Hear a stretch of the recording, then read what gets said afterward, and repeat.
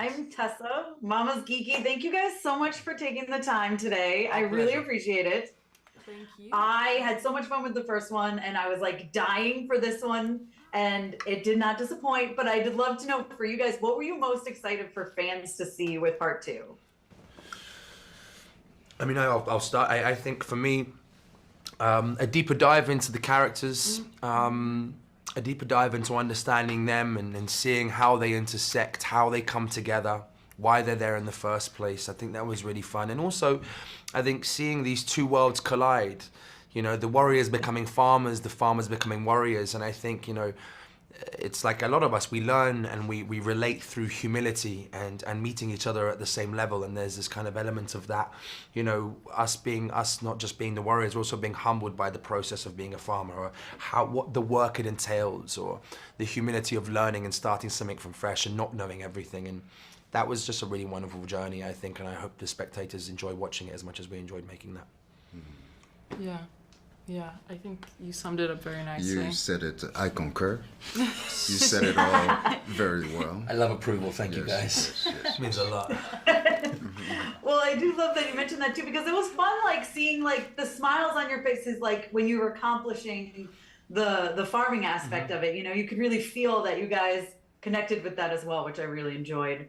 But one of my favorite sequences in this is the backstory spot when you're all around the table, I think that was ours telling too. your backstories. Yes. Can you just kind of talk about the importance you feel like of including this so that we kind of get to know you guys better? The importance of including this, you know, it's the lack of what we didn't have in the first film. You know, this idea, this group of rebels are, you know, finally connecting and coming together for a greater cause, right? But it really had to do with that particular scene. I think connected all of us, and certainly from that point on, the journey of really fighting the mother world felt like we were all together, you know, for once, Yeah, I think it's a great scene to see what's driving everyone, you know? Because I think at first you meet all these warriors and, you know, you would wonder why they would go to such extremes to do what they do. With strangers. With strangers, no less. And then you get to see the really human, deep elements of them. And I think it makes you really stand with them by the end when they're fighting. Yeah, I 100% agree, and I think, you know, and I say this a lot because I mean it, I think it is this is the same film. You're watching two parts of the same film. So, you know, you look at this as a full body of work, it makes sense that we get to discover it in the second part. And I'm really glad people get to, and I think the importance of it is to allow the spectators to really root for us and understand why we're there and what it's taken to get us there.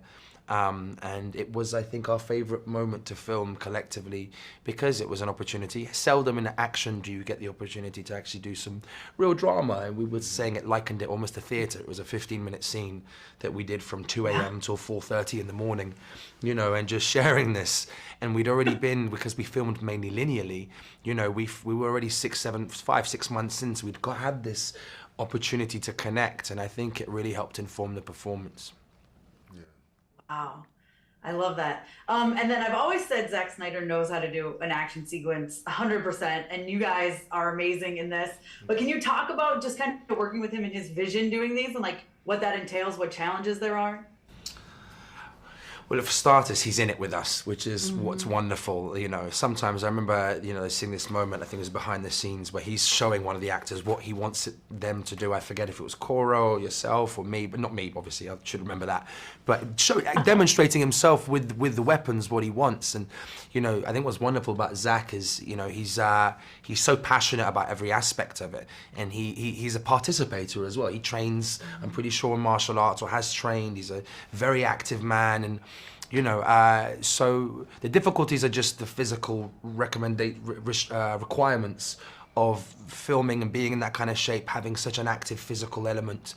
You know, that they're naturally there, but the ease of it is having someone like him steer the ship and also lead by example and not be do as I say but not as I do. You know, we do as he says, but he also does it himself. You know, which I think made it a lot easier and a lot more unified. Yeah, he also has an amazing stunt team too. Ridiculous, you know, yeah, that absolutely. he's worked with for so long. So Such a good point, yeah. They just have a way of making the choreography so real and intense, and also visually just so striking. I think. Spider, the guys, Mr. Koriyama, like those guys as a collective were phenomenal, and it's great to mention them because we wouldn't have had the physical prowess that we all had in this film without them and their keen leadership and understanding. Well, thank you guys so much. That's my time. I appreciate it. Thank you. And congratulations, and I'm looking forward to the next one.